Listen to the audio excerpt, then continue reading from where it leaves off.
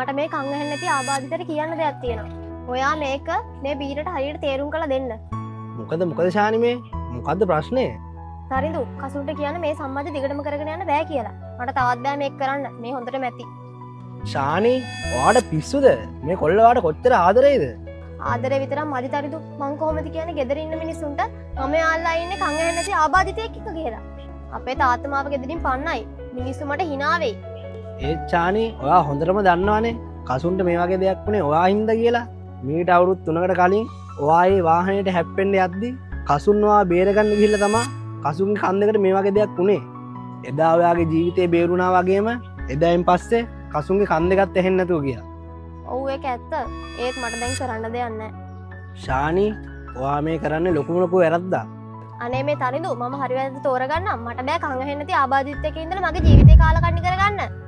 ඔයත් මේ නිකන් අනුන්ගේ සීනි කරන්නේ නැතුව ඔයාගේ වැඩක් බලා ගන්න. කසුන්ට ජීවිත කාලෙන් මෙහෙම ඉන්න වෙන එකක් නැහැ. අපි යාට බෙහෙත් කරනවානේ. අපිට තව ටික කාලෙකින් මෙයාව හොඳ කරගන්න පුළුවන් වෙයි. හොඳ වෙයි බලන් ඉන්නවකෝ. ඕක හොඳ වෙනවා නම් මෙලහකටත් හොඳ වෙන්න එපයි. අවුරුදු කීයක් නම් බෙහෙත් කරාද?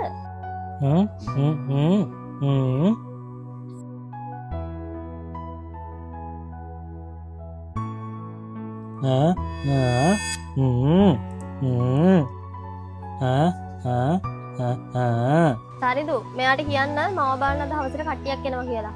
ඒක ස්ථීරම කරන දෙයක්. ගෙදරින් කියන දෙයට පිටි මට යන්න බෑ. මට ඕනේ සාමාන්‍ය ජීවිතයක් මිසක් අංග විකල් ජීවිතයක් නෙමෙයි කියලා මෙයාට තේරුම් කරලා කියන්න. හරි ශානි මං එයාට මේක තේරුම් කරලා දෙන්න. දැන් ඔයා කරුණා කරලා මෙතනින් යන්න. මේ ලෝකේ මම වැඩිපුරම ආදරය කරපු කෙනා ශානි. ඒත් එයාද මගේ ලෝකෙන් සදහටම යන්න යනවා. එයා අද මාව දාලා යන්නේ මගේ කන් දෙක ඇහෙන්නේ නැහැයි කියලා. මම හිතුවේ ශානි කියන්නේ මගේ ජීවිතේට දෙවියෝ දීපු තෑග්ගක් කියලා. හැබැයි ඒක එහෙම නෙමෙයි කියලා එයා මට අද ඔප්පු කරා. ඒත් එයා හොඳටම දන්නවා මට මෙහෙම වුණේ එයා නිසා කියලා. මොන දේ වුණත් මාව තනි නොකරපු එක යාළුවෙක් මට හිටියා. මගේ කතාව සම්පූර්ණ බලන්න. ඔයා දන්නවද දෙයක්? ඒ මොකද්ද මැනික?